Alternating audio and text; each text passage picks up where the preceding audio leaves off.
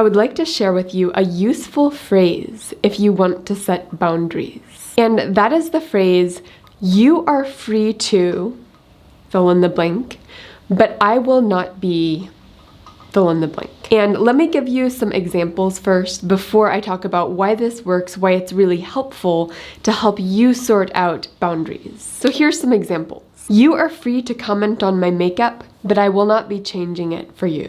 Or if someone sends you a long, angry email, you kind of know what I'm talking about. You could say something like, "Having a conversation over email does not work for me, but I'd be happy to discuss this in person. You are free to email me after this, but I will not be responding other than to set up an in-person meeting. You are free to call me names and attack my character, but I will not be engaging with you when you behave that way." And some of my thoughts in this video come from a book by Danny Silk called Keep Your Love On. And I did a small group with my church on this. It's a really powerful book. And in the book, he says, tell others what you are going to do instead of telling them what they have to do, which is really useful advice because you have control over your own behavior. You do not have control over other people's behavior. And as a matter of fact, if you try to tell other people what to do, there's some kind of natural response, which is to be like, oh yeah, I'm going to do exactly what you say. People really want to preserve their agency and they will react against it if you try to get them to do stuff. So instead of doing that, you respect their freedom and you say, this is what I'm going to do. So this phrase has both parts of that. It has, you are absolutely free to do what you're doing. So it respects their autonomy to behave in ways that are manipulative or destructive. It just says, I'm not going to be responding to that kind of behavior. And of course, they can't control your behavior, which is often what they're trying to do in a moment when you feel the need to set a boundary. So this phrase is really helpful in setting boundaries because it helps you clarify what is inside your boundaries and what is inside their boundaries, because both of those need to be respected. And so instead of the conversation being pulled in a direction of who is going to dictate whose behavior, it's really both people have full control over our behavior. We're acknowledging that. And if we're going to come together to negotiate a space, a social space that works for both of us, it is going to be with the full agency of both people. And of course, since the phrase is separating out what's inside my boundaries and what's inside their boundaries, it's always helpful to remind yourself that inside my boundaries is my thoughts, my motives, my behavior, my choices, my values, who I will choose to engage with, who I will not choose to engage with, the social spaces that I choose to enter and the social spaces that I keep out of. All of those things are within my boundaries. They're things that I have agency over, that I'm responsible for managing. And on this channel, I often define boundaries as a budget for your emotional and spiritual energy, so that you're making sure that other people don't come in and spend your emotional and spiritual energy in ways that are not in line with your values. It really is about living out your values to the best of your ability. And you will do a much better job of setting your own boundaries if you respect other people's boundaries. And in these conversations, when we get emotionally riled up, it can be really easy to accidentally start to infringe on their boundaries as you're trying to set your own. So this phrase sort of forces you to keep their boundaries inside their space. What's inside their boundaries? It's their behavior, their motives, their thoughts, their feelings, their choices, who they choose to engage with or not engage with.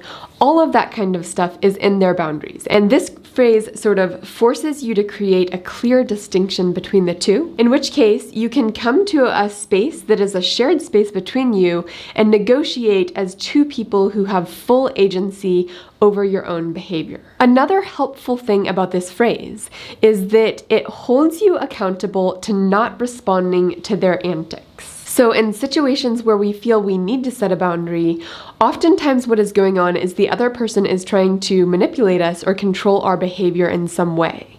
And if they're good at that, if they know exactly how to hit our buttons, then it's easy to get sucked into that. And that's what boundaries are trying to prevent. So by saying up front, you are free to do that, I will not be responding to it, you're holding yourself accountable to not responding to all of the name calling, all of the antics used to try to control you. You're like, you're free to do that, I will not be responding. And setting that up front is really helpful to make sure that, oh, I just said I was not going to respond to that in the way that they want.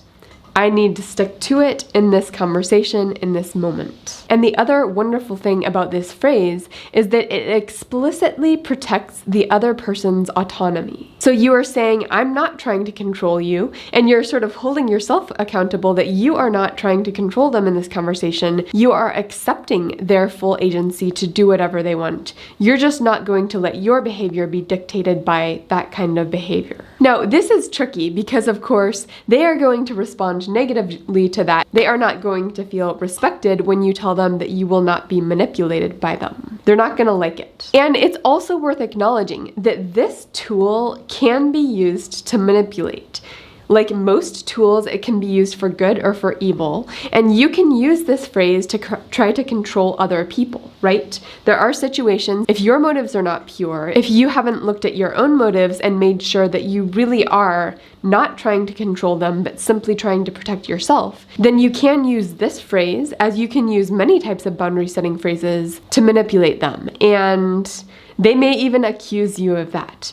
You have to know in your heart, yes, I've evaluated this. Me setting this boundary is not about controlling them. It's about protecting what I need to be protected in order for me to not feel manipulated. And this can be really hard to do because when you're in those emotional moments where you're feeling manipulated and feeling bullied, it's so easy to say, you can't call me those names, you can't do that, etc., etc., etc., when in fact, they can call you those names. And so it's really easy when someone is trying to control your behavior to push back in a way that is trying to control their behavior, and it sort of leads to this escalating situation. Instead, if you're like, I'm not going to fight fire with fire, I'm going to fight fire with water or with something different, using a tool like this can protect you in a situation without engaging in the fight in the ways that lead to an escalation. Now, one of the reasons that this kind of thing is difficult is because oftentimes you do want a negotiation. Like ideally, there's good behavior from both people, non-manipulative behavior, and you negotiate something that works for both of you. So if you're setting this boundary, you're sort of saying that behavior is not going to be the way we negotiate. But you still need to keep the negotiation table up. So there still needs to be if you would like to negotiate this with me, there needs to be no yelling, there needs to be no name calling. There are conditions where you will show up at the negotiation table and negotiate something that works for both of you. So oftentimes you eventually need to add, in what situation will you actually negotiate this thing that they're upset about?